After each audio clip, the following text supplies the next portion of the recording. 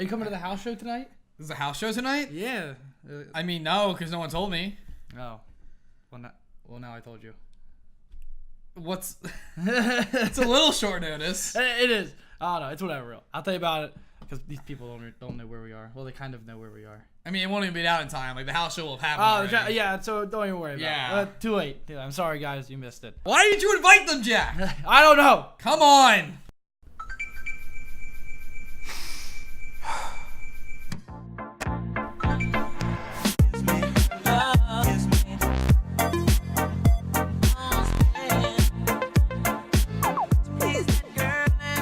Hello and welcome to the Power Cycle Podcast. I am Jack Barron. And I'm Mike Knowles. Now, an exciting news, Mike. Our last podcast, we talked about Call of Duty.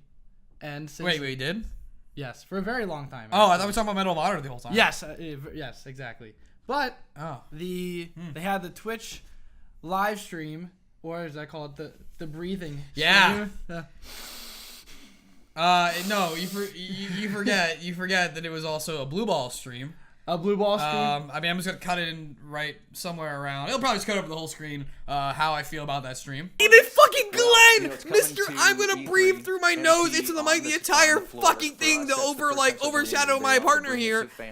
He's like, oh, that was way too short. What the fuck? Oh my god. And there it was. And yeah, from what I saw, you were kind of... Yeah, I was not having it. Yeah, I was watching. I was like, oh, Mike's going to have like a good in-depth look at this game. And I was just sitting there. I'm like, well, in my defense, there's nothing to really look at. Yeah, I was watching it too. And I was just sitting there and I was like, okay, when is the thing going to come? Like, whatever it is. My favorite part I was watching was like the Call of Duty headquarters teaser. And it was just the guy walking up the hill. And I was like, gone. It's like... Yeah, it was like clapping. And then even the fucking head of the studio was like, "Oh wow, that was way shorter than I thought it'd be." Like, and it wasn't even like a joke, cause he made jokes about about the zombies thing being like a quick look. But even that, he was like, it was just monotone, like, "Oh wow, like that was." Like, I think he genuinely thought they were gonna get to see more. Like, I don't know. The guy in charge of the event. Whoever was in charge of the PR for that event, like. This is what I said in the stream. You can go watch my... don't even watch the full thing because like it's no point in watching the full thing. Just watch my supercut of all my opinions during the live react. They had a softball. They were playing softball. They threw him a softball. It should have been a home run for triple, and instead they got a caught foul. But we went through this our last podcast. We were talking about all of the things that Call of Duty might have, and. Did you watch the trailer though, right? Did you see the whole thing? I watched the whole thing. Okay. The trailer was in the thing. Yeah. Okay. So, before we delve into what's been revealed, what did you think of the trailer though? Did you like it? Were you sold? It was fine. I mean, when I watched, I think I'll rewatch it again later because when I watched it, everything was just choppy as shit. Like any video that wasn't live. Mm-hmm. So like you knew the little opening thing they did when they were like outside like before the stream. Yeah. So that wasn't live. Yeah, okay. The conference inside was live. That wasn't because both that and the trailer were choppy. So any video they were playing back was choppy, except for the second video they played like that was fine. So that was actually live. So fuck them because I hate when people do live things that aren't live. Like it's like dude, just do it live or don't pretend like it is live. Like just don't do that. God, I love OJ. That was a character. Who's an actual human being? OJ? He was the host of the whole thing. See, he was a person, and Darnovic, whatever that YouTuber's name was, it wasn't Drifter. Man, he sure was excited to be there. You could just feel how excited he was when he said... I mean, I think I'm just in a state of excitement. I can't really... I can really feel it. Awesome. I can really feel your excitement. See what I did right there is I put it in the thing where it said him saying how excited he was. Oh, so it cut away? See it? Yeah. Ooh. They saw it, you don't, so that's what I'm explaining to you right now. How exciting. It's the wonders of modern science.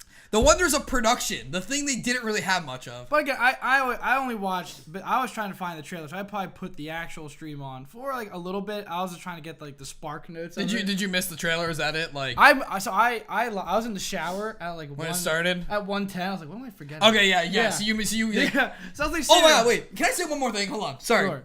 The fucking ending. And you know what? I forget what the exact quote is, but like, best way to end it, the way we started, with the trailer again. And I'm like, no! The best way to end it is to show us some fucking gameplay! I don't think they're going to show. How are we going to talk this long? Because I really don't want to have another freak out about this. Because I'm not going to be able to talk about this without freaking out. No, I even put a little timer for us just to make sure you don't get into a freak out. But I do. You're already got me revved. It's like I'm a lawnmower and you have like the pole motor and you're just pulling me every time. But I just have a little list here of the things that they are including, and so I'm a Call of Duty campaign person. I'm not really sold on. I play the campaign, but like. And I get that, like, good storytelling. The fact that they're like, because every person comes to Call of Duty for the great campaign, and I'm like, where are you getting your market research? Because most people I know didn't even play the Black Ops campaign, which is one of the most underrated campaigns ever for Call of Duty. Well, and I know that the World War II Call of Duties were more based on the single player rather than the multiplayer. Well, yeah, because like online didn't really exist. But I mean, I liked in the direction they were going. I'm not like a huge Call of Duty like fanboy, but I like the older ones. Who's the actor? One guy. Josh Duhamel. Is that who you think? What does he do? Yeah. What does he do? Is he like Walking Dead? I feel like I've seen him in Walking Dead promos. He was in Transformers. Was he in Transformers? He was! Yeah. That's where I knew I seen that guy in something that like I didn't really care about, but like I've seen a lot of. I don't know why, I just assumed he was like Walking Dead, because I see Walking Dead trailers and stuff everywhere. No, so I mean that like stuff like that I get kind of into, like, you know, they bring in like some solid like actors.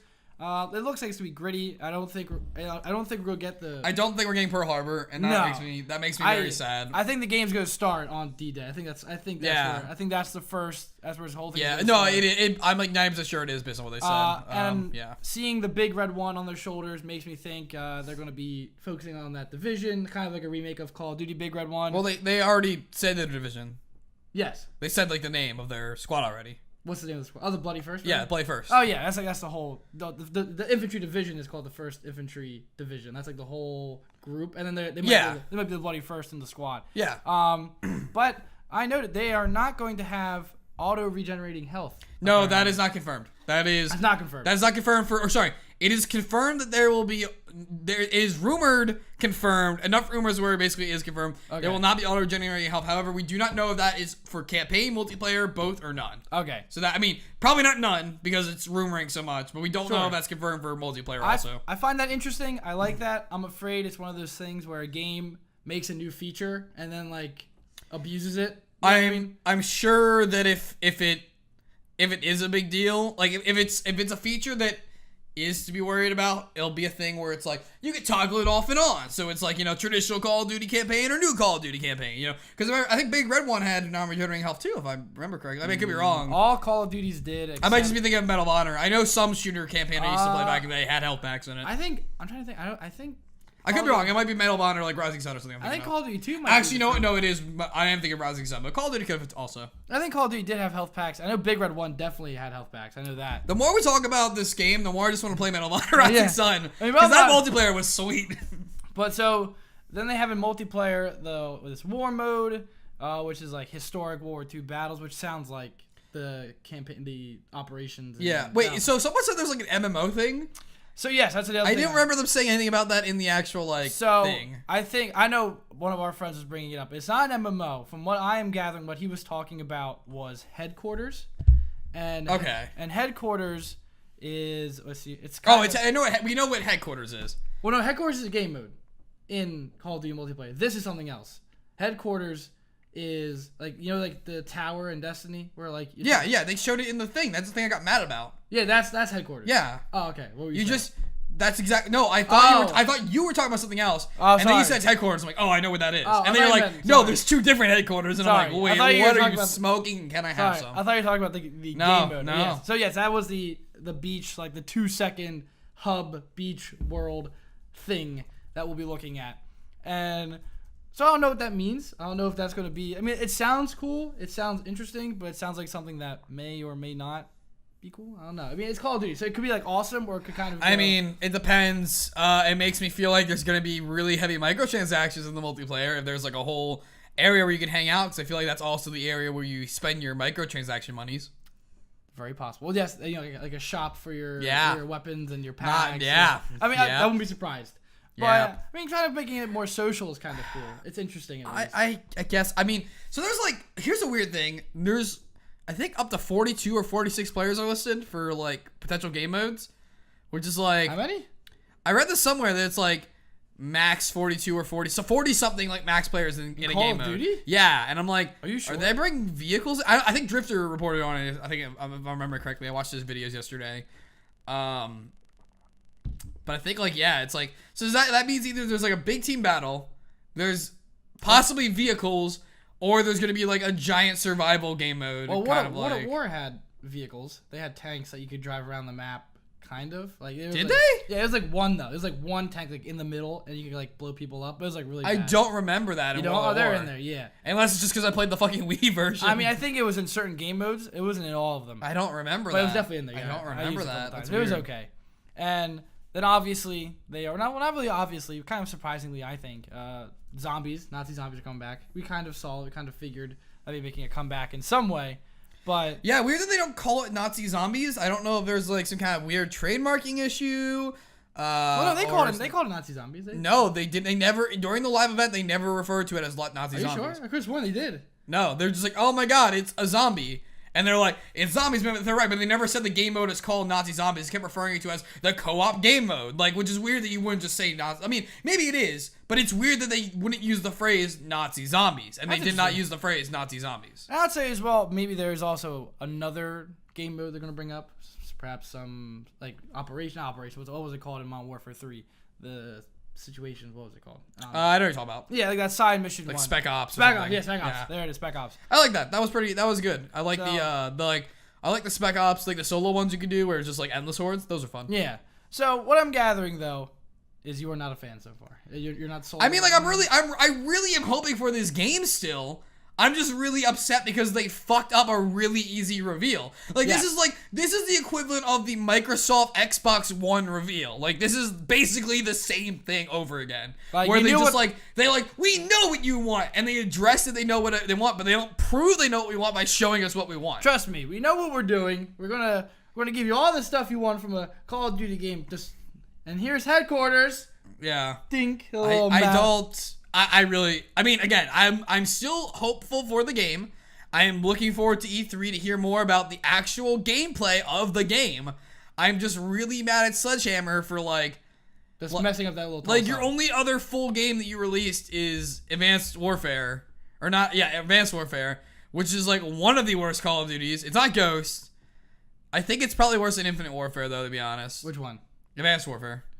I liked Advanced Warfare. I thought it was okay. I mean, I got. But like compared to what though? Because most Call of Duties are great. Like it's not better than Black Ops. It's not better than we're discounting everything before World at War because everything before World at War is its own little thing. I liked Advanced Warfare compared to Ghosts. Like That's what I'm saying. Yeah, But did you like it more than Infinite Warfare?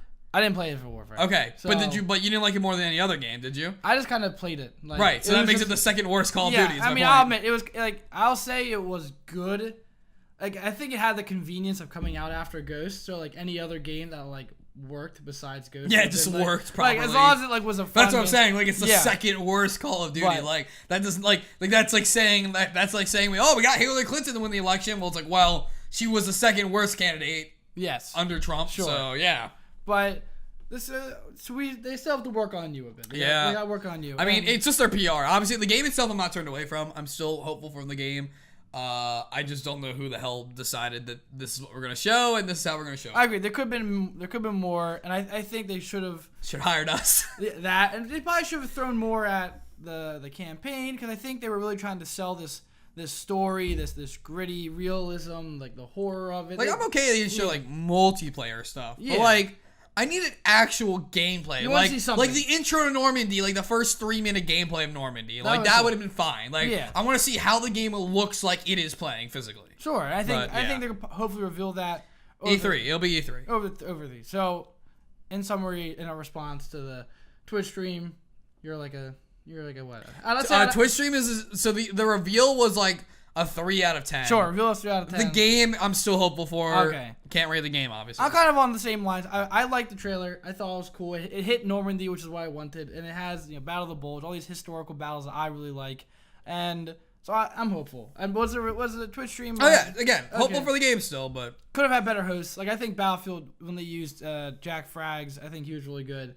They had these people who kind of like, I don't know. They could have these bigger names. I don't really know Call of Duty names as much as I used to. Yeah, but I get that. I think I was watching it, and they weren't like the most like the best hosts. I mean, it wasn't even the hosting that was bad. It was the actual things it was the content of the reveal. I knew they were gonna be like you saw the thing I was doing. It's like oh yeah, well I expected that kind of cheesy tweet to come up. Like I think they read cheesy tweets. They had cheesy like that's whatever. Like let them have their fun, but they didn't deliver on actually reveal like this is all stuff we knew. We know more about this game about the actual physical playing the game through leaks than we do through the actual reveal.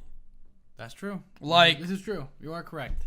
So overall, we'll wait and see. Hopefully, E3 will give us something that's a little bit better, and will hopefully make us be like, yes, this game's gonna be cool or maybe really bad. Who knows? I was watching I was doing the edit of the supercut, and I got to the point where I'm just like, are they really gonna blue ball us and not show gameplay? And I paused for a second. I'm like, nah, they wouldn't do that. And I'm just like, boy, you don't even know. But moving on to an interesting topic that is not really on the same lines, but I was interested kind of in the story of games, and I found this article. Some podcasters I listened to were talking about it, and I wanted to look at it. So, the Witcher series. Did you play Witcher? I've played it. I don't own the games, but I've played them at friends. I think I rented Witcher 2 at some point, maybe from like Redbox or Blockbuster, or maybe Witcher 1 from Blockbuster actually. All right. But yeah, I am familiar. It's Skyrim-esque, but it's third person, I believe. Yes. Yeah. But did you know it was based on? It's based on a book. Okay. Yes, I knew about this. Okay. So what I didn't know. I know what you're about to start going into. Cool. Awesome. So they spoke to the author, and who spoke to the author? I'm trying to think. Who is they? Credit these people. Where am I at? I'm looking at Eurogamer. So Eurogamer gave a little interview at the. Yep, Eurogamer. Yeah. So they're Eurogamer. This article where they were speaking to him. And even spoke to Project Red as well. The people who developed the game, they spoke to both of them. And so they made The Witcher, obviously very, very popular game. People love it. And Witcher 3 is like one of the best-selling games. And so they spoke to the author, and they're like, hey, author, what do you think of these games? Hey, insert job title here. So he is kind of not fond of them. Yeah. He was not a big fan. He was saying how they were kind of, they were making these games, and they were almost like taking away from his book. Like he thought that he expected the book to be, to grow and become more popular with the games, and it's kind of not happening. Like, he was saying how I'm sure it's happening though. I'm sure, but maybe not to the degree. I'm sure the Witcher 3 sales of the game are beating out his book of, absolutely. Yeah. And so he was saying how even the games don't capture his universe, they don't capture his story, and he even went on to say, where'd it go? Where's this quote? A story can only be contained in a book. So, to me, and I was listening to other people talk about it, he wanted to say kind of how when you play a game, you can't get a story out of it. A game can't tell a story because, you're interacting with it, you're playing the game, there's a difference, when you play as Witcher, it doesn't say like the stones were cold and, it was cold out and when Geralt was thinking of this and that. You're just playing the game. But I'm interested, me and you both play a lot of games, and, we speak very highly of games like Overwatch, which build these universes, and I'm wondering, can you get a story only out of a book? I mean, obviously I think I know what your answer is, but let's look at it from the perspective of authors and stuff like that, Do you think they have some type of point, or do you think, that's like old guys saying does not being with the times? Wrong. To him? Yeah. Okay. Like, I get, like, he's like old as shit at this point. He's like 60. Yeah, he's like 60 something, yeah, 70 something. Like he grew up in a generation without games, and I get that. It's like this is how you tell stories. Like it's a craft. But he doesn't understand. Like this is just a salty old man. Like I read this interview, and I've listened to other people talk about this subject. It's like yes, like when you're playing a game. Like you don't get like the stones were eerily cold and stuff like that, but yeah. It's like, but you don't need that directly delivered to you because you get that in like your perception of the world. Like these are things that you absorb passively and you still understand. Like I don't need to tell me like the forest like in the distance there was a sound of danger. Witcher man, I don't know what his name is. Geralt. Name's Geralt. Geralt could sense the fear of the animals far away. It's like, I get that when I hear the sound, like, you know, like, Yeah. these are all things that you get and you understand. And like with a lot of games, I mean, yes, a lot of games do their own thing, like with Zelda, where it's like the story isn't concrete and it's your own experience you get. And I feel like The Witcher might also, you know, there is a story in Witcher. I feel like Witcher kind of tends to be one of those games also where... No, there's a story in Witcher. No, that's what I'm saying. But like, Yeah. it's more like Zelda, where like it does have an openness in a way where your experience is gonna be different from other players. Well, I'm trying to think, and I would say as well, just because, like, you know, I'll admit that maybe when someone plays a game like The Witcher or even a game like Skyrim, they might not be absorbed into the story. They might just run around in the universe. But I think he's neglecting these games. Like, he's looking at The Witcher, and he's like, "This isn't what I wanted." You know, it may not what he wanted, but it's not capturing the. Just think of the Miyazaki meme. Anime was a mistake. Like, that's all I can think about right now. But when, like, I remember, like, me personally, I play a game. One of my favorite games is BioShock, and that game is immensely deep. Like, you know, it may be a game, a horror game, and, you know, a shooter at, you know, its base level. But if you sit down and you listen to what's going on, if you listen to these audio logs as you're playing, you get involved into the world. There's a whole lot going on. Yeah, I mean, like Halo. Halo is a great example. Yeah, game it's a that story has, like, there. a lot of story and depth to it. Like, I mean, Uncharted. That's literally a story-based game. Yeah, but would you say, like, let's look at something like, you know, like these great American novels, like, you know, Great Gatsby, of Mice and Men, like these works that capture the times, and you kind of have these deeper meanings to them. I think now a game like, let's say, you know, for example, Call of Duty might not have these deeper meanings. Like, you know, they might, but not as obvious as the Great Gatsby. They're not trying to make those points.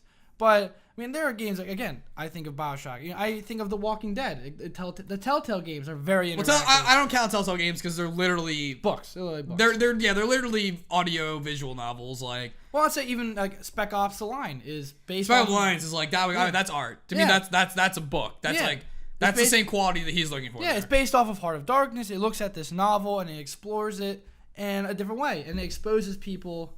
Like my grandparents will ask about books like, you know, Atlas Shrugged.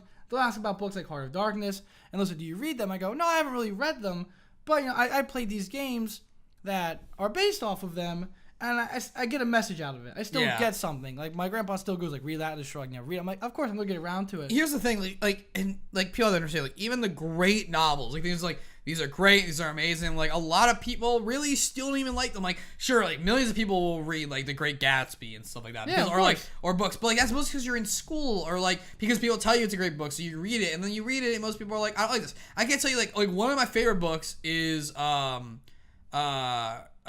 451. I love that book. Great book. So many people I know hate that book, and I'm just like, but they read it because they read it for school, or people told them it was a good book, and they read it, and that's the thing. It's like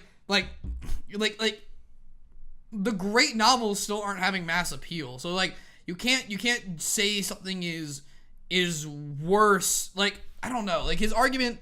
I'm trying to think what I was signing back to. 'Cause there was a quote from him I remember reading that was like, Let's see. it's something along the lines of like books are greater and they're distracting from these readers. And it goes back to him saying how like his readers don't pick up on the game, but it's like the same people that have mass appeal of games don't necessarily want the high intellectual experience of a book. Yeah, he was saying how people, or his book specifically. People will play the game and they'll be playing the action, the story, the killing of the monsters, and they'll look at his book and they'll just see words on the page and they'll go, like, God, like, I don't know if I want to sit down. And but like, those people weren't going to read the book anyway. Like, that's the thing. Like, if they're turned off by words on a page, something like that, like, these people weren't going to read the book. And like, it's a flawed argument. More importantly, did you even know there were Witcher? I didn't know there was a Witcher book series. I did know there was a Witcher book series. So my one friend's actually read them all. Really? Yes. Does he like them? Yeah, he says they're fairly good. I don't know much about them. I just know in school, like, he was a kid that told me there were Halo books, and I was like, I gotta read the Halo books. He also loves like Metro, which I think the Metro guy they interviewed too. I think about this. I don't know if they interviewed him, but he got involved somehow. He tweeted. I don't know. He just got involved. It's like, this guy needs to shut the hell up. He doesn't know what he's talking about. Yeah, well, I didn't know I played Metro, and I realized there were books too. And I think that's what I think is important. Is you can look at this situation and go, people are playing my game. Well, not my game, but my universe I created in my book. And they're playing this game instead of reading my book. Now, you could say they're distracted by the game and won't buy my book. Or this whole generation is exposed to your books. Like, I didn't read Lord of the Rings until I saw the movies. And I knew they were a book, but I didn't know if I liked it. Like, it's a big book. Like, it's a turn off. Yeah, like if you give it to on eye level. If you give it to someone, like, read this, like, oh my god, like I know it's good. Like, you know it's good, but like you're just like, oh my gosh, it'd be such a chore to just read. And but I think I watched the movies, and then like just recently I sat down, I was like, you know what, I'm gonna read these, and I sat down and read them, and they are completely different. Like the way Peter Jackson directed is different than the way J.R. Tolkien read. Oh yeah, absolutely. But I think that's cool. I look at that and I go, that is interesting, because this movie is the same universe, same story, but it's different because it's a different generation reading it. Yeah. And then there's book, because I mean the books are rough. The books are very rough, very dry, very hard to read. But there's this benefit of give someone the movie, let them fall in love with it. Like, because I read the book, even though they were dry, I loved this Lord of the Rings, so I was okay with just powering through it at points where I got bored. And that's what I'm saying with these games, is this author is looking at it going, oh, they're not going to read my book. Or, games are ruining books. Well, the other thing also, I don't know if this is 100% correct, but sure. To my knowledge, the story in the books is drastically different than the story in that's what I was the game also. I was reading as well. I think The Witcher is kind of just the universe. I think it's like the first book it's based off of, and then from there it departs. Yeah. Don't quote me on this, but there's like things that trickle down information. Yeah, and they were saying too that the other books weren't even weren't very good. Like they were saying, oh really? They're saying like the first one's good, and the other ones are kind of like, like they're not very like they're okay. But and then you say Game of Thrones as well. Game of Thrones is a book that I don't think a lot of people knew.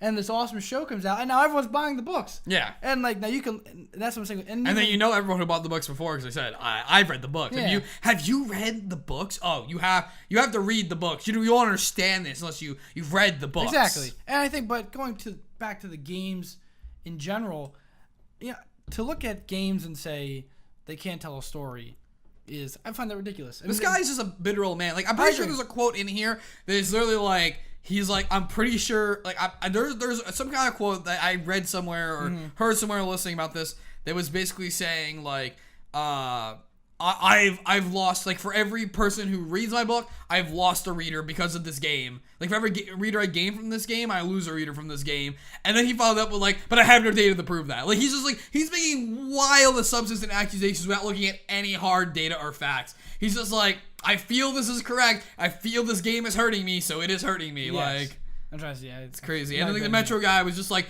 this guy will be just some big shot German, I think he's German author, and never be known to anyone else in the world if it weren't for this game, which is probably true. Yeah, this is just like some crotchety old guy being crotchety. Yeah, and then even the developers went up to say, like, yeah, we know there's a book. Like, we don't want to take away from the book. Like, we love the books. Like, they're even saying how, like, they read the books. They really went in depth in this universe and really kind of respected it. And I think that's what's important is video games, yes, they're interactive. And you know what? Yes, there are kind of cheesy games. There are cheesy shooters that have no deeper meaning. But sometimes there are games where you just sit down, like Papers, Please. Have you played that game? Yeah, Papers, Please is one of those games. I haven't played it, but I've watched it. I have it, and it's a game where I was like, okay, this looks okay. It might be kind of boring. And then you're playing it, and you get this weird feeling. Like, you have your little notebook, you're stamping, and it's not like a big story, but there's a meaning behind it. It's experience. Yeah, there's a meaning behind it. There's definite intention in what you're seeing. And or a game like Journey. Like I own a PlayStation, so I never played Journey. But in class, for my video game course I took here at school, we watched someone just play through Journey, and this would turn like no one spoke. It was just quiet, and there was this moment where because you can't speak to the game, all you can do is like make little noises, and you might bump into other players, and you just go to the top of the mountain together. And if you get lost, then you lose each other, and that's deep. There's something there. Like, people kind of speak about that experience as a whole. And even with Overwatch, we play that, and now there's not a huge story there, but I think there are meanings in that game. There are messages they are trying to give to people, and I'm wondering, do you think we have the Great American Novel? Do you think that there'll be games that you would give to someone to play? Like, what I'm trying to think of games that I would give to someone, and I think what I think of. Definitely BioShock is one. I think the BioShock series is definitely someone I would give to someone to play, to sit down and go as a game to give to someone. Like, I love that. Now, like, are you saying, like, in respects to gamers, or, like, someone who isn't a gamer is like, you have to experience this? Like, it's tough. I feel like we already do that with gamers. Like, we share our games. Like, we tell each other to play games. Like, I would give... Like, I remember showing my mom BioShock. Like, I would give BioShock to a non-gamer. Yes. Like, I remember showing my mom BioShock Infinite. Like, I just sat down with her. I was like, hey, can you watch me play for like 10 minutes? And she was like, wow, like, this is interesting. Like, she's like, wow, it looks so cool. Like, what is this universe you're in? Like, what is going on? And like, I remember when I was playing the Walking Dead game, which is like, they are in like interactive novels, but I like them as games. And Absolutely. I mean, yeah, sure. I remember being at the end of that game, and like, I was like, oh no, I know what's going to happen. And I went upstairs and I told my whole house, like, don't come into the basement. I'm going to start crying. And like, I locked the door behind me. And like, I beat the guy. I was like sobbing, like, in my couch. And that's because that has an effect on you. That means something. Yeah. Like if it was a cruddy story, if I wasn't getting attached to these characters, I wouldn't be crying on the floor at the end of this game.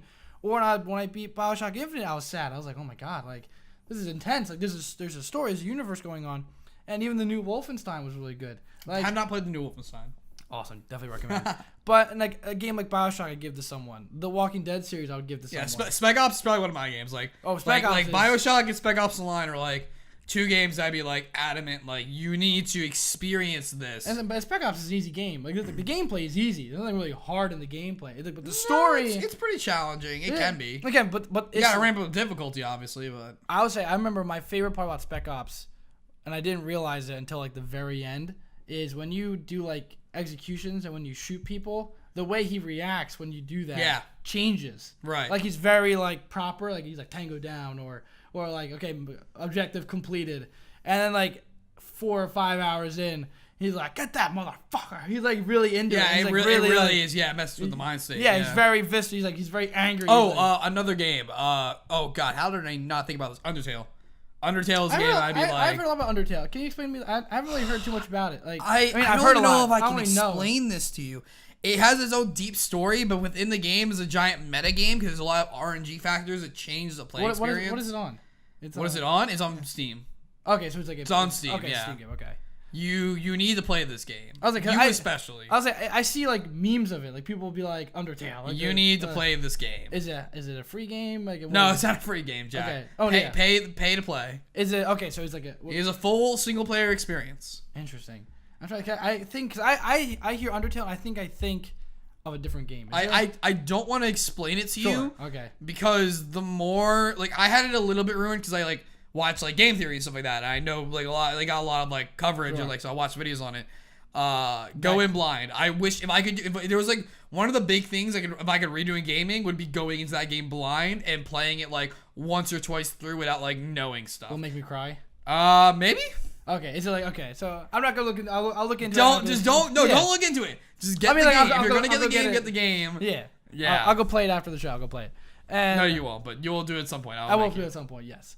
And that's what I'm saying. Like, you have this experience with, and it would almost be like a book. Like, my mom will sit down and go read this book. I'll go, okay, can you sit down and play this game?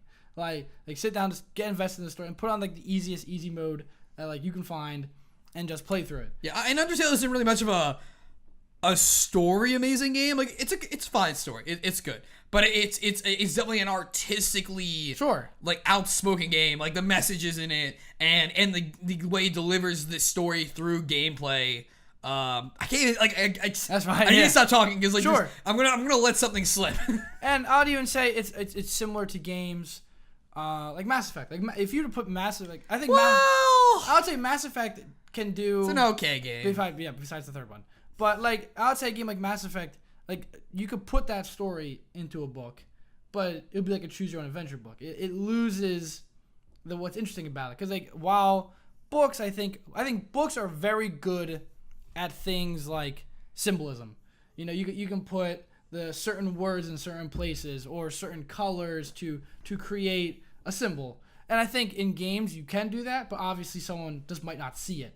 they might not go to the right place. They might miss what you're trying to say. Right. Whereas in a book, they won't miss it. It's just in the book. Yeah, it's in your face. Like even if Exactly. you overlook the idea, It's there. They had the chance to. They had like the full on one-on-one eye contact. Like it is in your face chance to pick up on that. Yes, and I'll say so. There's that aspect of books where a book can make you kind of think, can make this philosophical kind of like what is the deeper meaning. You can look at a book and find the deeper meaning.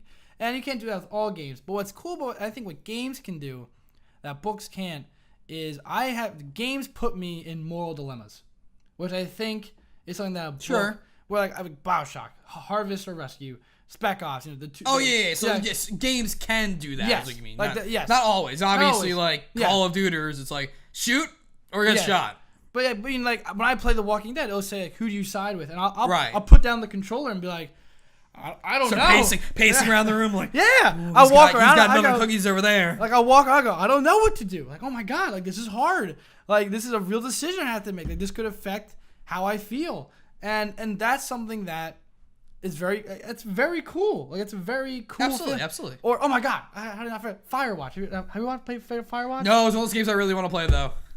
Play Firewatch. I know. I need to play. I need to play it. I can't believe I forgot about that. That is a game I would give to anyone, no matter not really how young they are, because they're younger, they won't get it, but like how old. Like I get it with my grandpa, and he could do it. Yeah. Like you could sit down. Any adult you would give it to. You could sit down and play that 5 hours tops. Like if it was one of the most, like I remember me and my roommate played it together. So like not together, but so like he started a game and I started one, and we wouldn't play it in the same room as each other. So if So if I was playing it, he would leave, and then if I walked in, he was. Oh yeah, playing it is a singular story-based game. So obviously, like it's not like Zelda where like each experience can be different. Like the experiences. Exactly. I mean, well, actually no, that game probably is more like Zelda, isn't it? Where like I mean, it's the same, but it's but it's smaller, I guess. So But like kind of like it's kind of like the Walking Dead games where you're okay, going. I don't want to say anymore. I feel like it's just story-wise. It's just kind of like your relationship can be different. Sure. Okay. Sure. Yeah. You get kind of like the same ending, but your relationships are different.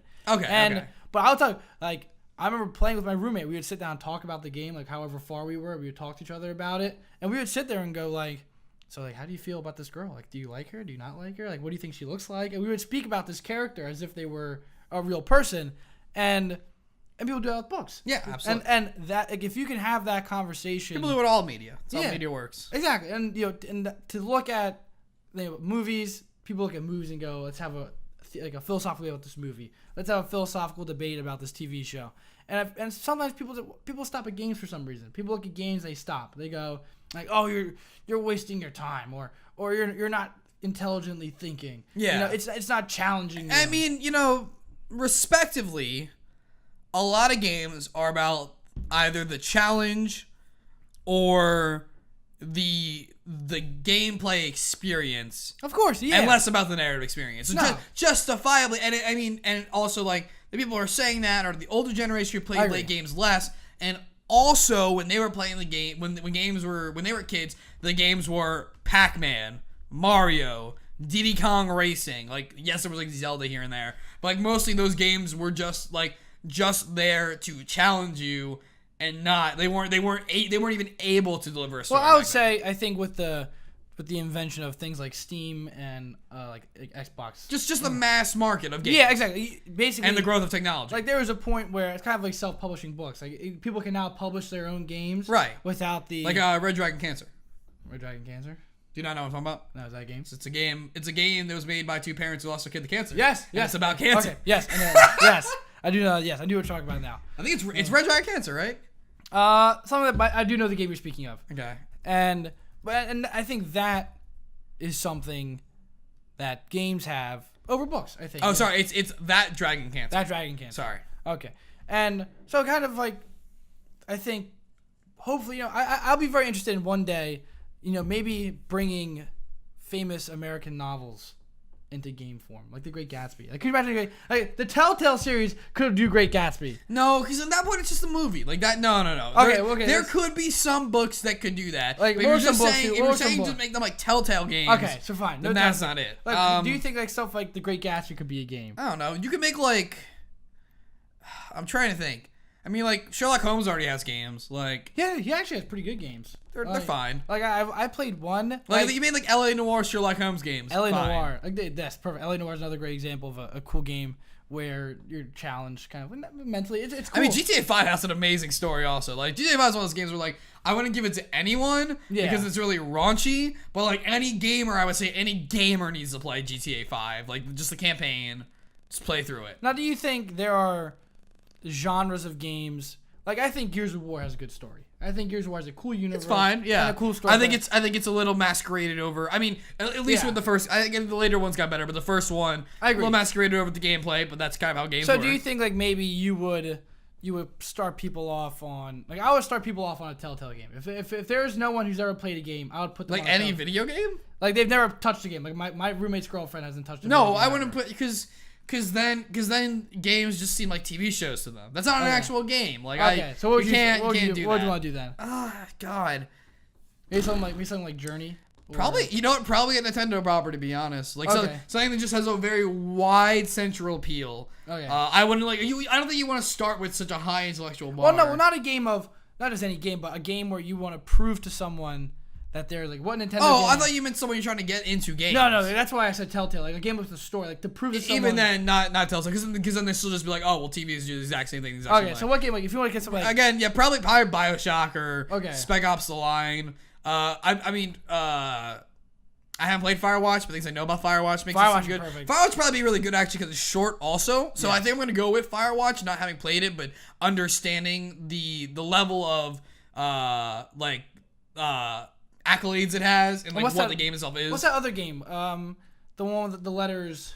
The letters are in the house, and it's about the lesbian sister, and you're finding like the notes. I can't remember correct. I never played it. It was an indie game though, very popular. It came out like during like the whole Slender phase where everyone was like picking up notes and stuff. I can't remember what it's called. I think it's like dear stuff like sincerely. It's about letters, but I have no clue what game you're talking about. It's about letters.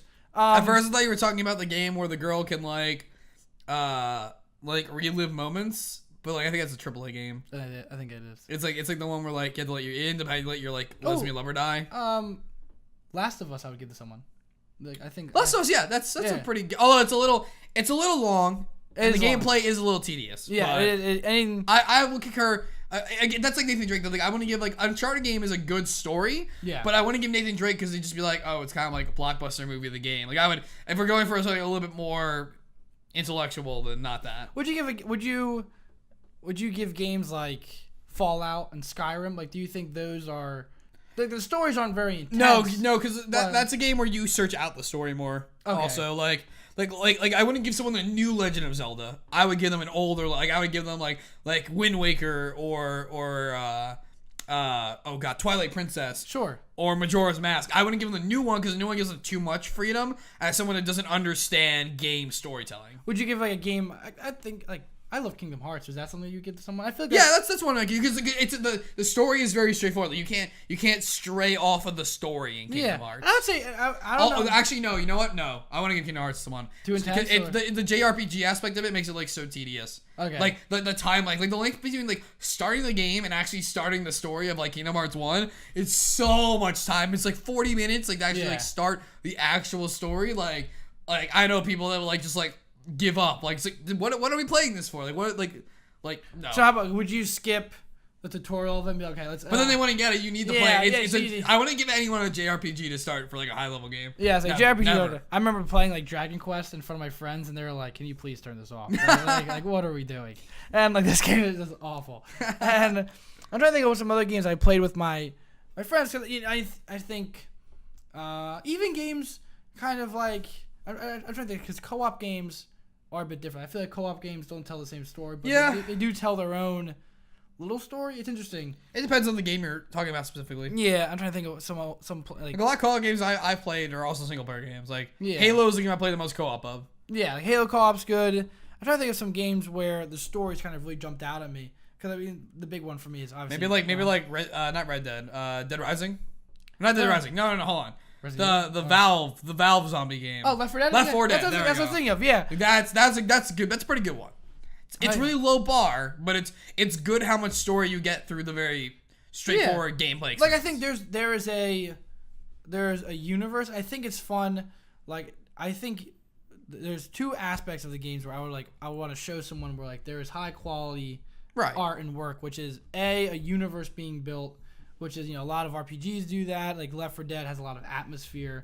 Final Fantasy 16 Boys Road Trip. Yeah. And then there's a game like BioShock, which has like this actual in-depth narrative that people can really kind of soak in and be like, wow, like there's just a lot going on. And even at the end, like the man chooses, a slave obeys. Like there's always kind of philosophical things at the end of it. Spoiler. Now they know it's a spoiler. What do you mean? You said at the end. Oh, I didn't say the end of what? At the end of the first level. Okay, fixed it. Okay. I fixed it. All right. But, so I think we kind of figured out that this guy's a crotchety old man. Crotchety old man. Crotchety old man. Get off my bookshelf, you damn dirty kids. Crotchety old man who thinks books are the best thing ever, refuses to... Best thing since sliced bread, I hear. And he only learned about sliced bread 2 years ago. Exactly. But we have decided, and I think people in general can decide that video games can tell just as good stories. And they're not, it's not like they're better. No one's saying they're better, but they're not saying the other thing is better either. They're different mediums doing different things. It's like comparing dessert foods to dinner foods. Like, you can't say one's better than the other because they're like distinguishably different. Like, I think like there are for example, we were trying to figure out what classic novels we could put into game form. And I think the issue, what makes them so good is like they're in book form. They take advantage of literary conventions. Yeah, like the Great Gatsby, Of Mice and Men do not work in games. Like we would think that they could. Absolutely not. I mean, if you really wanted to, sure, and it'd be okay, but the book would be much better. Yeah, but there's a reason why these books are passed down. There's a reason why we still read them. There's something in them. Whereas, there's a reason why people still look at games like BioShock, 10 years later, where they're like, yes, this is a cool game. Right. Or they look at things, popular games generally, they go, there's something here. Either it's gameplay, universe building. Like The Witcher is going to be a game that goes down in history as well. That's for the... Oh, yeah. Franchise history, absolutely. Yeah, and Skyrim, stuff like this where there's just effort going in. But speaking of people who don't get with the times, you brought this up to me. Yeah, my topic. I didn't even know about this. I was Googling it. I'm still in disbelief of the whole thing. Yeah, so my topic for today, the general topic is basically where video game related content stands in like the industry, like YouTube and stuff like that.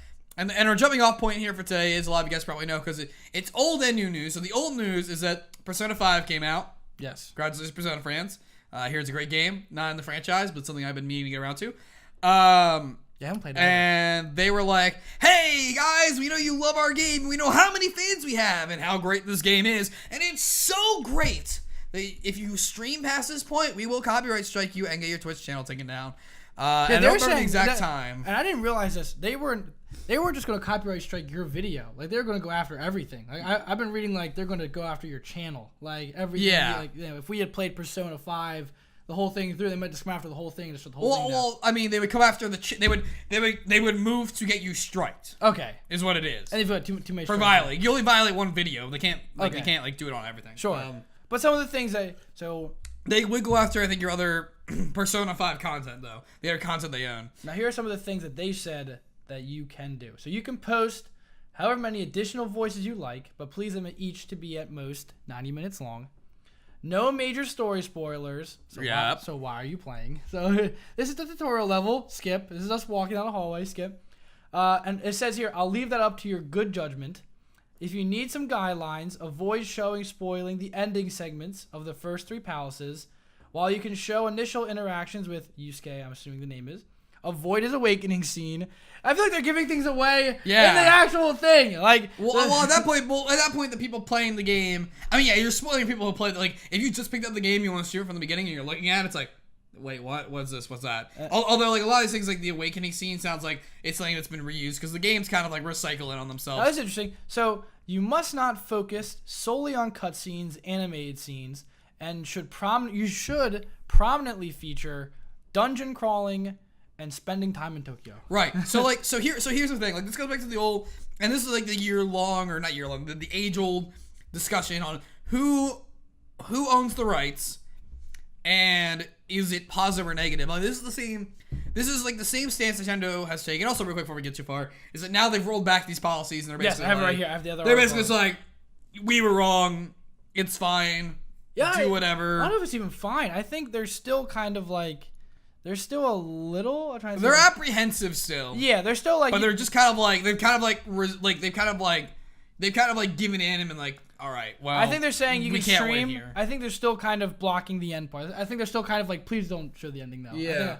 I think because the games are in dates, right? Like they. Yeah, you progress through calendar dates. Yeah, 'cause I was like reading this article and I was so confused. Yeah, you thought you meant like the real, like you can't stream past this date, and in the real world it's like we're already past that. They're date. like, don't stream in July. That's when the end game comes out. I'm like, what is this game? Yeah, I'm like, no, what I was is? confused at first too. I was like, what is happening? But yeah, it's like Nintendo's taking a stance where like if you want to do like Nintendo videos on YouTube, you have to like apply. You have to go to their website and then apply for like a partnership. They review your channel, and then it's like, all right, cool, and then they take part of your ad revenue after YouTube takes your ad revenue, so you get double dipped on, which sucks. If not, then you can't monetize it, and if they catch you monetizing it, they'll just strike your channel. And it's this whole discussion of like, is it advertising? Is it theft? Like, is it basically, is it like pirating a TV show where like you could watch it on TV or you could watch it online to watch it at your own time, like for free? Or is it advertising for the game? Who owns the rights? Is it like, do the game developers own the rights? Do the publishers own the rights? Do the distributor own the rights? If it's the console you're playing on, like you're playing on like PS4 or Xbox, does Sony or Microsoft own the rights? And then also like, from there you also think about like, oh, well, we pay these guys for music, and like their contracts to make music didn't say their music could be streamed anywhere. Like, how are they affected by this? Like, so there's a lot of layers to this discussion. Here's how I feel about it. And in the stance of gameplay, I think they chose a weird time to do it. Like, this has been going on for years. Like, people have been doing Let's Plays. Oh yeah. Like, to me, like there was a point where we could have stopped it. Like, where gaming companies could have said, no way, no one's Let's Playing. Like, but they didn't, and there's a reason why. And that's what I'm saying. So, like, for this game to come out in 2017, this company goes, okay, you can't stream my game. We go, what? We've been doing this for like 10 years. Like, how do you go come out and start doing this now? But I mean, they have that legal right still. Like, I agree, they do. And here's what I feel about it, though.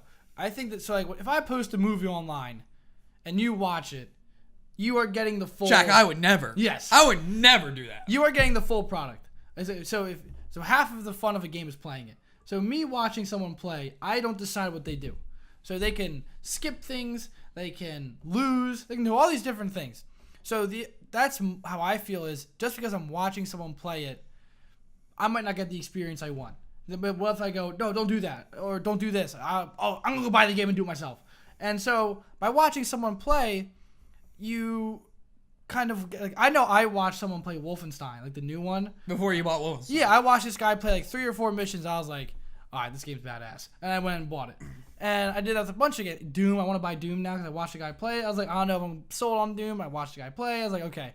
And so there's that. But I think at the same time, I don't watch a lot of Let's Players. You got me on Funhouse. I'm watching a lot of Funhouse. You started getting me into Funhouse. But they're like the total reverse of normal. I feel like for the most part, these games are never games of your. But okay, so that's a good example though, right? Yeah. So like they play like really shitty ass. They play demo discs now, but like what they used to do is they bring it back with Wheelhouse. They used to do I forget what it was over Inside Gaming, but they used to like spin a wheel, and it's any Steam game comes up as like Wheelhouse, and they just play that game, and they got these and they would end up like finding really good shitty games. They start series on, and then like people would go and buy those games. They're like, oh, I want to play this like really shitty game too, and I want to experience all these funny things I've seen these guys do. And like you would see the sales numbers of these really shitty games and the reviews for these really shitty games go up because they played it. And these are games that came out like 6 years ago, That's and what I'm saying. No one's heard of.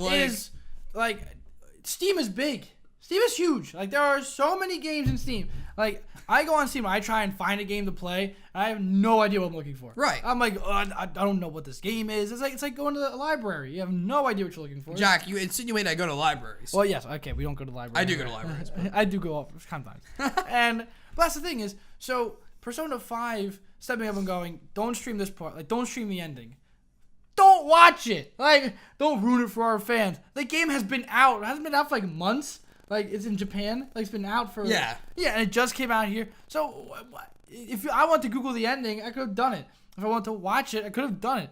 Like, that's my issue is, now they're like, don't ruin it for someone.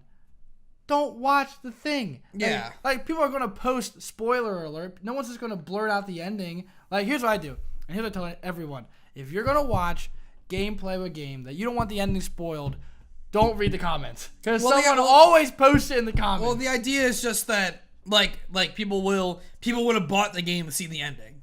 True. I mean, I don't know how. I think it probably is very linear, so I can just Google the ending and see what happens.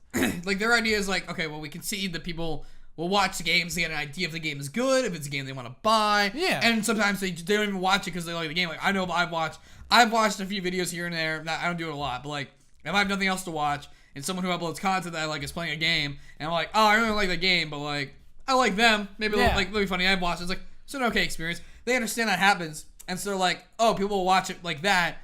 And if they don't see the ending or they don't see the second half of the game, then they're like, well, the game was pretty cool. I kind of want to know how. Like it's kind of like it's a game blue balled. It's like, oh, well, like I'm already here. I should just buy the game now and do it. And they're like, oh, well, the whole game's out there. And then like that whole notion or that inner idea that's put in their head of maybe I will buy this game could just be gone. Well, I think people who watch a lot of Let's Plays are like I don't watch a lot. I don't really watch like I mean honestly like I am in a position where I can go out and get a game. So I'll go out like I'll only really watch one if it's a game I can't have. Like I'll watch some Bloodborne gameplay because I can't get Bloodborne, or I'll watch a game that I'm kind of like on the fence of. So I'll watch some gameplay. As like a pseudo demo but almost. I feel like a large audience of people who watch Let's Plays either watch it for the personality of the person playing, or maybe they can't afford a game. And so they go, okay, I can't afford a game. Maybe Persona 5, it just came out. I can't afford it. $60. I can't afford that, so I'm gonna watch someone play. And I think that's different because even if someone like I know people, I've watched the endings of games. Right. Like, I'm playing Dark Souls 3, which drives me nuts. I have Googled that entire game. I know the entire story of that game. No, I have things like that too. Yeah, because it's so frustrating. So I'm like, I just need to know how this ends. I need to know if it's worth it to finish. And I know how the whole thing. I know the last boss and everything. But I'm still playing it because I'm like, I like it. And that's what I'm saying is, people who like Persona, I think will still buy it even if they watch it. But I think, there's just an issue of, I think for companies to say like, oh, don't watch it, like because people have been doing Let's Plays for years now, right? And games are still making money. And here's the thing, like, I don't like to bring this up, but like, piracy is a huge thing. I agree. Like, I don't think it's hurting the game industry that much. So I believe most people who pirate games weren't gonna buy the games anyway. But my point being is that if you're so desperate to see the story of this game without playing it yourself, like, or without paying for the game, that you're gonna you're like, oh my god, I can't believe they won't let them stream the end. You're either gonna Wikipedia the end, you're gonna read it somewhere, or you're just gonna pirate the game at that point. That's immediately what I did. I just Googled. I didn't read it, but I immediately went on the. And that's what I'm saying. There are other ways to get that story experience that isn't watching someone playing the game without actually giving them their money if you really want to. Like, well, here's my thing as well. Why would someone? So it says they're saying don't. They block the ending. You can't see the ending. Yeah. Here's my thing. If someone wanted to watch the ending that badly, you're right. They're probably not buying it. B, they probably haven't bought a Persona game in general. Like, they're probably just like, they just like the story. But I think if someone's a true Persona fan, then even if they do watch it, they're going to go buy it. Like, I feel like Persona clearly has been... If Persona's been successful up till this point, then why are you blocking it now? Like, what is going on with this Persona 5 that they're going like is your ending that crazy? Like, is it that nuts where like you have to hide it, or is it that bad you have to hide? Like, it could be anything. Yeah. Like, is it that bad? Is it that good? It's like, weird. And here's the thing. So there's a lot of like legal middle ground that's like also involved in this. So like, for example, based on how fair use works, like the reason people like we were talking about Berlizzi earlier. Berlizzi can do reaction videos to Hey Arnold because by the definition of fair use, he makes the content transformative by his commentary on it. And I would say as well, he never really includes the audio either. Usually, no, he does. Sometimes it won't be no, like it's always there. It just plays through. Does it really? Okay. It plays through and it pauses, and then he'll do stuff. But I think that's the when difference. it's playing, the audio's playing. Yeah, I would say though, like, in his case, he's not showing a whole episode. That doesn't matter. That's okay. Sure. Then you're playing around. But by the definition of transformative content, that's fine. Same reason with like bad lip reading. Yeah. They can take full scenes from Star Wars and do whatever they want with it. And so by those same definitions, gameplay commentaries or Let's Plays and stuff like that fall under fair use because you or should fall under fair use because you are bringing your own personality. Some people bring their own like theatrics to it. They create their own story to what's going on. But regardless, most of the time it's their own commentary. Most of the time people aren't just sitting around like blankly staring at the stream. And like if you just like literally just upload gameplay of playing the game, like no commentary at all, and it's not like a walkthrough. It's not like here's how you beat this challenge. Like if it's just like straight 100% the whole game, it's like I'm totally on the company's side. Like they should be able to take that down and stuff like that. But for some reason we're in this huge argument about whether or not that's not transformative. And it's like, well, in every other industry, this is transformative. Now, granted, we don't have like movie reacts. Like we don't have like people being able to watch full on movies. We have people like Mystery Science Theater 3000. Right, but they license those movies. What I'm saying, like you can't just like buy a copy. Like Rooster Teeth has their own thing where they have their own Achievement Hunter has their own movie reacts. I forget what it's called. But they have to license the films. They're just like Mystery Science Theater 3000. Like they're just terrible films but they have to license them because so many people are gonna get to watch the film now. But it's like it's such this weird gray middle ground, and yes, that's kind of how it has to be for fair use.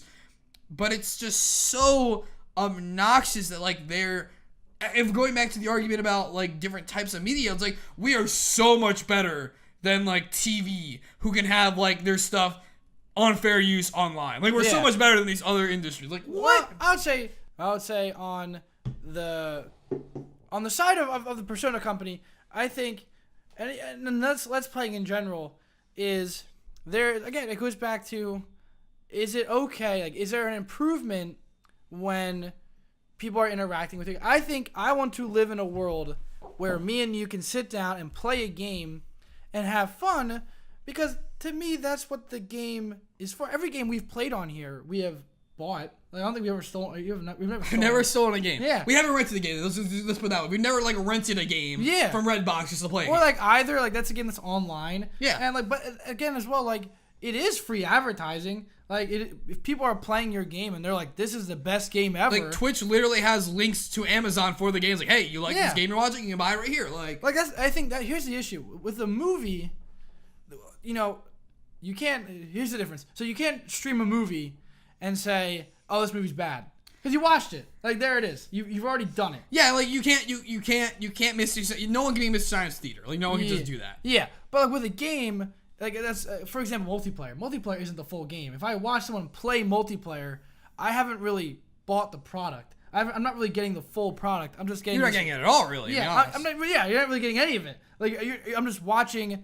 It's almost like watching someone paint. You're watching your own story. Like if you're watching people play like GTA, like GTA multiplayer games, it's like you're not watching like this isn't anything a developer like constructed or made from a aspect. This is all improv that you're watching basically, and the tool is the game. That's what I'm saying. Yo, so like that's the thing. So that's how I explain Let's Play Live to people. When people are like, you're paying to go see people play games live, I'm like, no, it's improv. The games are props. It's improv. I mean, that's what we do here. Like, you know, we talk about games, we play games, but the fun of it is we try and be people who people enjoy. Like, we don't want people to come to our channel just to watch us play like Naruto. Like, we're not play Naruto. If you want, like, you know what I mean? Yeah, so we're not here. People aren't here to watch Naruto gameplay. Yeah, they're here to watch us be like their friends and like have like a friendly little hangout and get our opinions and like see how we react to playing these games. Yeah, as if you're just on the couch with someone else playing the game at home. Or like you don't listen to our podcast and go, oh man, like this is what I want. I'm not gonna go make my own. Like I want to make my own, but let's go listen to someone else do it. You know what I mean? It's this point of we engage with content because we're getting something out of it. Like I'm watching someone do a Let's Play because you can't repurpose content and get the same experience out of it. Yeah, like if I watch someone play Gears of War, if I watch someone play Skyrim, you know, that's the difference with. I think that's what's weird about gaming is, like for example, like tabletop. Will Wheaton's tabletop. Yeah. I watch someone play a board game, and then he goes like, "Why isn't he getting in trouble?" Like I played a game. I played it. I watched someone play it. There we go. What if I just never touch it again? But the issue is, games. By the definition, I have to be involved in them. Like, right. If I never touch the game, then I really haven't engaged with the product. And even with games like Persona, for example, like you can it's like, all right, you can do one of two things. You can buy the game and play through the game, or you can obtain the game and play through the game. Or you can watch PewDiePie play through the game. Well, And regardless that of might which ruin one your you experience. Maybe you don't like that. Yeah. Okay, sure, Or- but let's say you like PewDiePie. Sure, That's okay, not the point I'm sure, making. yeah. So the point I'm making is that, like, regardless of which one you choose, they're both different. The experience you get from just playing the game, not even just the fact that you're making your own choices and, like, having your own one-on-one experience where you decide the order, you decide the game, you decide your character's values. Because Game Breaking Persona, I think, is, like, things you value over things you don't value, or people. Yeah.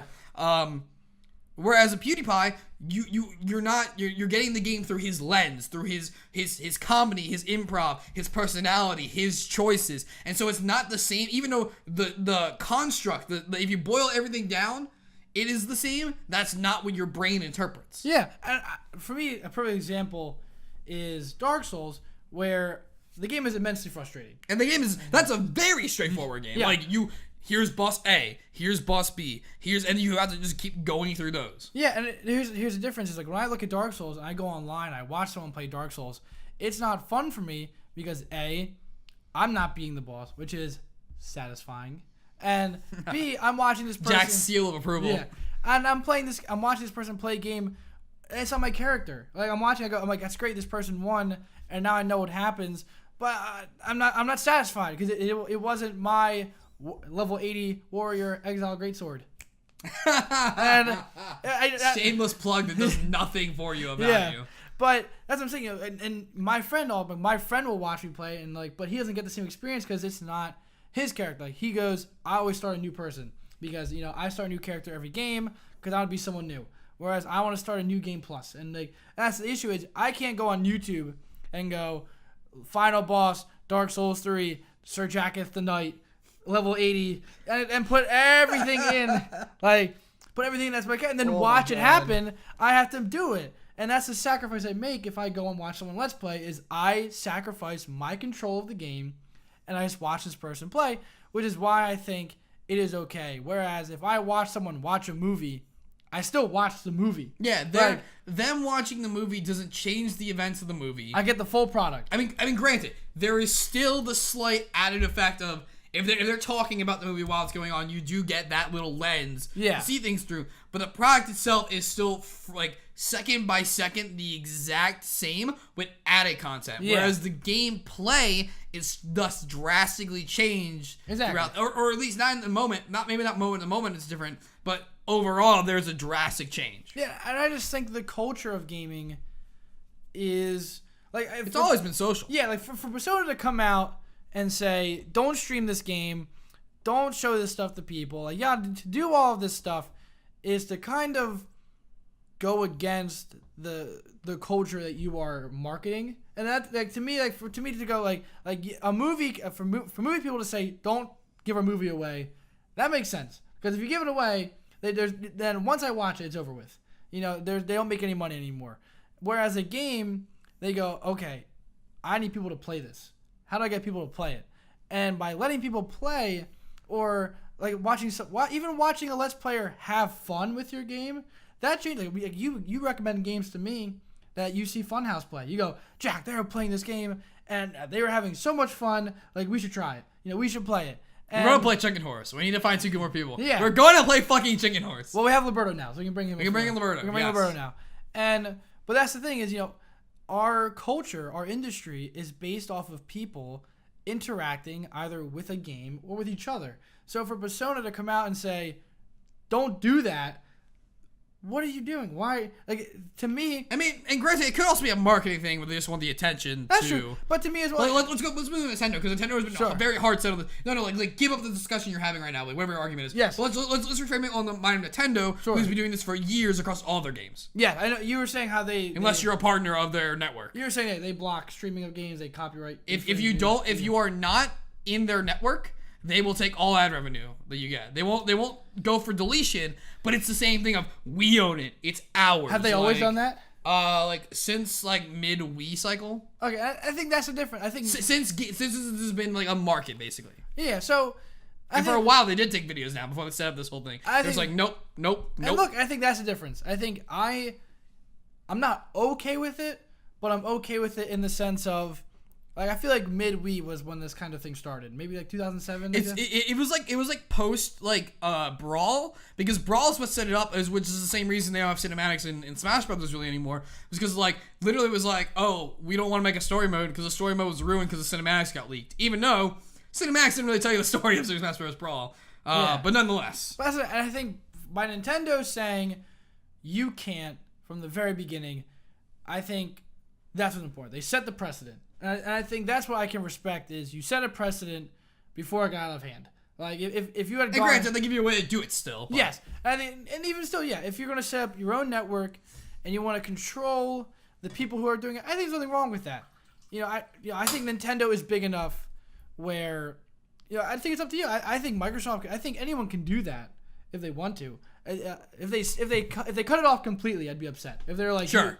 But that's their prerogative. But do you think it's helping them or hindering them by having do you think the trade off of making it less lucrative for the person making it? I'll say so. Funhouse must be licensed then because they were playing. Yeah, Rooster Teeth has it. But here's the thing. So you by getting in control of the people who have it, in addition to so do you think they benefit from controlling the scope of the people who do it by basically saying you can't make money unless we approve you? And is that better having like a very contained amount of people and then just monetizing the people out there or getting the videos deleted if you really don't like the videos of people out there? Or is it better to just have the free reign and thus also by not dipping into the ad revenue, giving people more incentive to keep making that content? Do you think excuse me. I remember we watched the 1-2 Switch video and they were having a lot of fun. Do you think Nintendo kind of controls what you can say about it? I don't know. I don't think so. I know there are guidelines I think you should or shouldn't do. Okay. But like Rooster Teeth's also different because they can just not upload. They can also not monetize the video because they can just make it sponsor only content, and then that's fine. They can't do anything about that. So let's say we play. I think the 1-2 Switch video is monetized. I'll say so. Let's play. Me and you. We play Mario Kart. We play Mario Kart. We can monetize it, but if their algorithm sees it monetized around the network, they will then take over the monetization. It'll be monetized, but they will make the money. Okay, so we can play. But we just can't monetize it. We can't monetize. And if they really don't like it, though, they can get it stricken down. I think that's. I'm trying to. It is interesting. It's a very weird kind of place. It's very like. It's weird. Like archaic. Yeah, it's a very weird. Because even the whole Let's Play fad is weird. Like. I'm not gonna deny that at all. Yeah. So like you have this weird trend.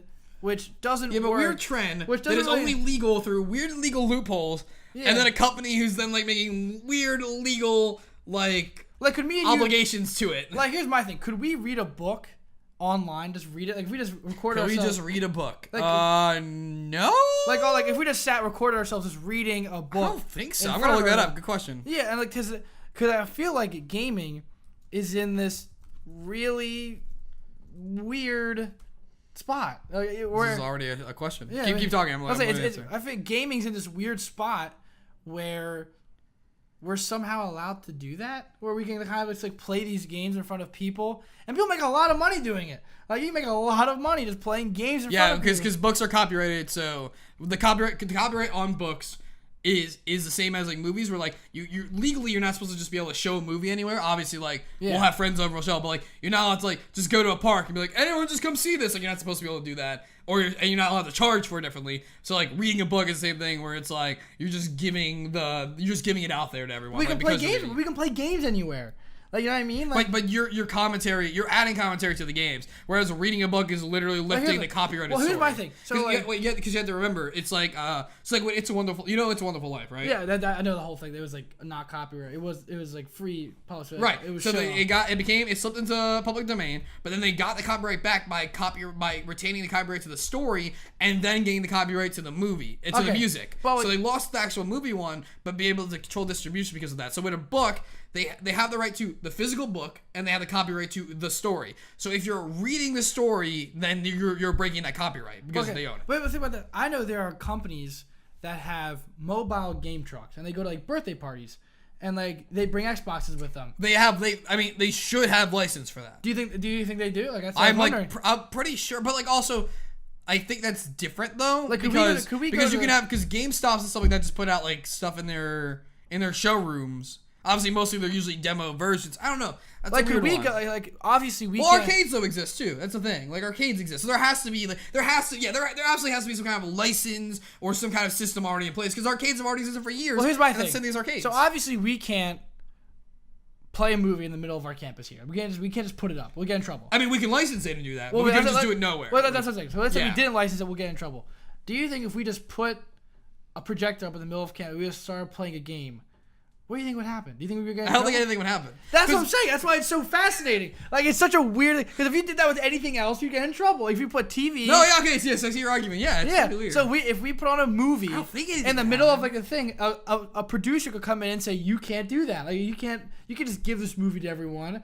Like, you can't just show my movie like that. Yeah, because you play mobile games. Yeah, because you play like 3DS in the wild. Like anyone can theoretically watch you play your 3DS. Yeah, like we could put a projector... Oh, it's so weird. I never even thought of that. Dude, we could put a projector What? on. Wait a minute. We could put a projector... You just gave this whole discussion a whole new dimension to me. Like, That's what I'm oh saying my is God. we could go in the middle of our What? campus and play Smash Brothers and be like, anyone We can should play. do a video where she's just like just set it up somewhere on a wall of a building and challenge people. Smash Like, Brothers. yeah, that's what I'm saying is there's this weird thing where like you can do Yeah, that man. and probably no one would say anything. Whereas if we were putting on a Star Well, Wars if we movie- made a video, something might happen, but because they would see it. But yes. well, you that's the go thing. on. But if we were to show a movie in the middle without like any planning or anything, we might get in trouble. Probably maybe not, but like because we're not like it's not a big campus. Depending on what we were showing, depending on the movie. Oh, I mean, like If we, it's here we go. widely known that you're not allowed to just publicly display a movie. Thus, if the cops, like, if campus security isn't made aware that there's already a screening, they're like, why is there a random projector in the middle, like, just showing a movie? How about this? They're going to Like- investigate that. But you're right, they probably wouldn't investigate a gaming thing unless it was like, oh, you're showing offensive thing, and like it was like playing like Call of Duty. It's like you can't just. Let's like, say we project it pirated. on our building. Let's say we pirated a movie that's in theaters. But, okay, no. Let's not say pirate. Let's just say we bought a copy of the movie. But no, here's what I'm saying. But follow me. Sure. So let's say we pirated a movie. Sure. And then we started projecting. It was a movie that was in theaters. Sure. And we put it on a big screen. We would probably get in big trouble. Oh, absolutely. So- but you would do that for a movie you bought. But here's also. my thing. Let's say we pirated a game Okay. and we did the same exact thing. We did the same exact thing. How? Those are two different things, though. But that's what I'm saying. But how would they know it was pirated?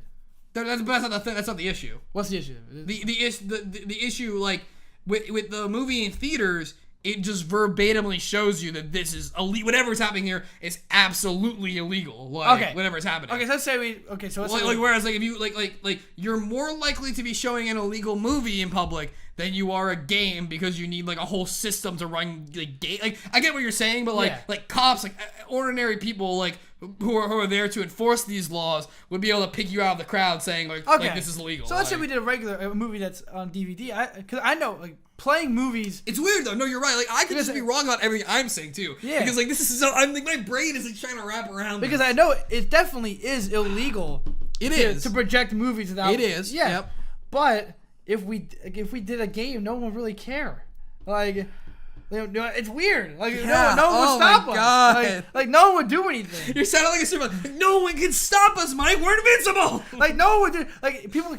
I bet. Oh my God. I bet yeah. even gaming companies look at it and go, "Can we stop them?" Like we don't. Because is Let's Playing any different? Like that's the weird part. This is weird. This is something we'll have to come back to at some point. Because it really. That's crazy. Oh my God. I really need to just kick you out of my fucking room right now and just turn off all the lights and just sit in darkness thinking about my life. That's and, what I'm saying. what this means. But who do you ask? Like, because I'm taking a copyright law class right now. I'm But gonna start Googling stuff. Keep talking. but even right now, movies are obvious. Books, yes. And intellectual property, absolutely. And then we get to games, and people are like, yeah, why not? You can play because that's even board games too. Can we play board games anywhere? Board games are really weird. Because that's is that the same thing? Can you just play Maybe. board games anywhere? Obviously, Man, this is really interesting. You're correct. it is weird because even This is really interesting. I think it's very weird. I don't. It is a very Well, so for instance, back in the day, so I mean not back in the day, but because it wasn't that long ago, but Nintendo is still even today isn't super big on Smash Brothers being a competitive fighter game. They're just be a game people can play. And so back in so I remember a few years ago, Eva was and the last game for Eva this year, Super Smash Brothers, and they're no, you can't. You Wait, can't in the play. middle of it. No. They announced it like this is gonna be one of the games that because Evo doesn't do like every single game. Oh, okay. They choose them. To my knowledge, they choose which ones they're gonna do. So like they announce like which ones they're gonna do. Like we're gonna do like new Smash Nintendo was Bros. like, nah. Like can't have it. Like nope, we will sue your ass off if you host this tournament. And then they got a bunch of backlash, so it ended up happening. Or was he couldn't stream it? I forget. Was he couldn't stream it? That's what you couldn't have. But it's the same thing. It's like that's an example of like, well, they're playing it in a public space, although actually it's technically private because they're hosting the venue. But still, like that's a situation that's kind of akin to that. And Nintendo did have the legal ability to be like, no. But that's the thing. Nintendo did that, but no one else did. And even after Nintendo. But so is it a legal thing, or is it just the game companies don't care? I don't know. Like it's someone give me a game company publisher. I need to talk to people. Like, I need answers. Like here's my thing. To me, it's like kind of like cigarettes, where like if you're under 18, you can't buy cigarettes, but you can smoke. You can't get arrested for smoking. Yeah, we can't get arrested for smoking. That's them. true. Like it's this weird. Like it's almost as if like stealing games is wrong. Yes, playing games and showing people. Maybe? Yeah. Like, we don't, like, it's just, you've been doing it for so long, I can't get mad at you now, kind of thing. Like, I don't know. But, like, that's not even an excuse, though, also. It's like, people. I agree, but, like, it's almost like. This getting too, like, large of an ethical question now. It is, but, because to me. No, I mean, you're right, justifiably. I think. It was my topic. I have no one can blame, no one to blame. I think it's the issue of, it's very, I think it's a new medium. I think that's why. This is very interesting. What are you doing? Being Bane. Stop that. Yes. I don't know what that sounds like on there. Like, what's the darkness quote? It's like, I was born in darkness. No, but what's it lead in with? It's Oh, you think the darkness is your ally? You think the publishers are your allies? I was born with them, raised in them. You think Let's Playing is your ally? You think Let's Playing is an ad revenue source? I've had real jobs for years, Mr. Let's Players. But I think we've. Oh my God, it's fog the fuck up. I think we have found ourselves in this very weird dilemma. Like this is absolutely weird. And I think we spent a good amount of time on it. This is something we'll have to pick up another time, absolutely. And I think it's a good place to wrap. Oh, absolutely. This we're gonna leave it on. I mean, let us know what you think, because I genuinely want some response on this. Yeah, I would absolutely love a response about this, because I think you and I were not expecting to get ourselves. No, I was not expecting this topic to like get so deep. Because I never thought about it. I know you haven't. That's why I wanted to bring it up. And like I thought, and like on the set of like, there's like things we have to discuss at some point. It's like the first episode we talked about like what gaming means and how it's like what is the role of gaming? What's that? Like those are like big topic questions that at some point you have to do because viewers and like people want to know that, so they get to know you. And this is one of those things also that I was like, oh, this is one of the things we have to tackle at some point. Sure. And it just explodes like a way bigger thing than I thought it would be. So. Thanks for listening. Let us know what you guys think. Please leave some comments. Send some lawyers over. Who knows? Oh, please don't do that. Don't do that part. But whatever you guys have, let us know. We want to hear from you. We've been updating the Facebook page more. Where can they find you at, Jack? I always forget that. You can find me on Twitter at the Red Baron. You can find me at the Mighty Mike, and all the links to our Facebook, Twitters, and all that good stuff is in the description down below. Yeah, we're starting to do Facebook more. We're getting it all down there. So, thank you guys for watching. I am Jack Baron. And I'm Mike Knowles. Time to power down. Can't believe it stole it from me. I don't know how it works. Ah, we can just do whatever. Yeah. It's probably still rolling. I'll probably cut away now.